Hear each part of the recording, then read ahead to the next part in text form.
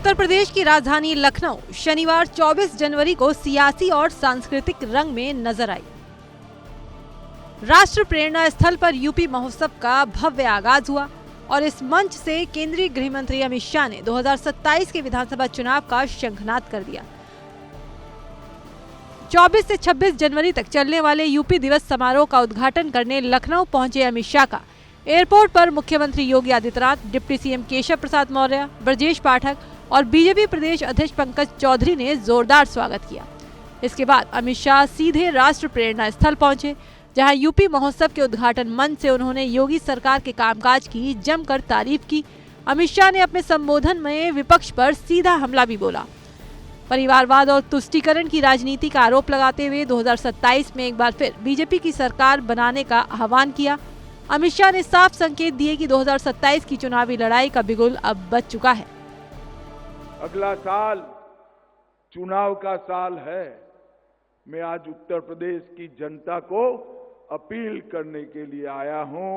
उत्तर प्रदेश के विकास के लिए, उत्तर प्रदेश के युवाओं के भविष्य के लिए, देश की सुरक्षा के लिए फिर से एक बार यहां पूर्ण बहुमत की, प्रचंड बहुमत के साथ भारतीय जनता पार्टी की सरकार बनी। ये परिवारवादी पार्टियां, चाहे कांग्रेस हो, सपा हो, बसपा हो, इस देश का, उत्तर प्रदेश का कल्याण नहीं कर सकती। उत्तर प्रदेश का कल्याण केवल और केवल भारतीय जनता पार्टी कर सकती। ऊपर नरेंद्र मोदी जी और नीचे योगी आदित्यनाथ जी, इन्होंने उत्तर प्रदेश के अंदर विकास की सारी संभावनाओं तराश कर एक अपना सर्वश्रेष्ठ देने का प्रयास किया है।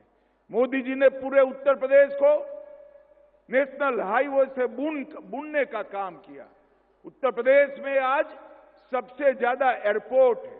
उत्तर प्रदेश में भारत सरकार ने एक डिफेंस कॉरिडोर लगाया, जहां ब्रह्मोस मिसाइल आज वहां पर बन रही है। मित्रों, ये परिवर्तन जो आया है और देश के अंदर से योगी सरकार ने भ्रष्टाचार को नेस्त नाबूद कर दिया, कानून और व्यवस्था की परिस्थिति को चौक चौबंद करा, हर गरीब के कल्याण के लिए ढेर सारी योजनाओं को जमीन पर उतारा और सबसे बड़ी बात, हर गांव में बिजली 24 घंटा में से 20 घंटा कम से कम पहुंचे, ऐसी व्यवस्था करने का काम भारतीय जनता पार्टी की सरकार ने किया है। आने वाले चुनाव में उत्तर प्रदेश के हर मतदाता को मैं अपील करना चाहता हूं कि जात पात से ऊपर उठकर ये वंशवादी पार्टियों को रिजेक्ट कर फिर से एक बार भारतीय जनता पार्टी का कमल खिलाइए। और आज उत्तर प्रदेश के स्थापना दिन पर महान राज्य उत्तर प्रदेश के सभी वासियों को मैं अनंत अनंत शुभकामनाएं देता हुआ मेरी वाणी को विराम देता हूं। वंदे मातरम, भारत माता की जय। वहीं मुख्यमंत्री योगी आदित्यनाथ ने यूपी दिवस के मौके पर एक बड़ा ऐलान किया। 1 डिस्ट्रिक्ट 1 प्रोडक्ट के बाद एक जनपद एक व्यंजन योजना की शुरुआत की घोषणा की।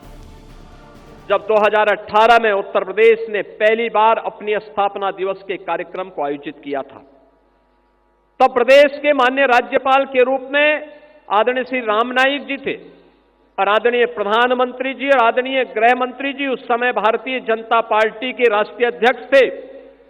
उनकी प्रेरणा से हम लोगों ने परंपरागत उद्यम को 1 डिस्ट्रिक्ट 1 प्रोडक्ट के रूप में आगे बढ़ाया था। आज यह आत्मनिर्भर उत्तर प्रदेश की एक नई ताकत बनी है और आत्मनिर्भर भारत में अपना योगदान दे रहा है।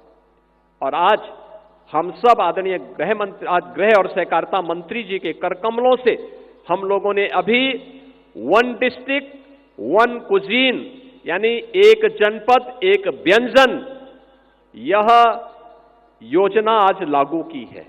75 जनपदों में 75 प्रकार के भोजन सामग्री, खाने की सामग्री, अब ये उत्तर प्रदेश की भी एक नई ताकत बनेगी।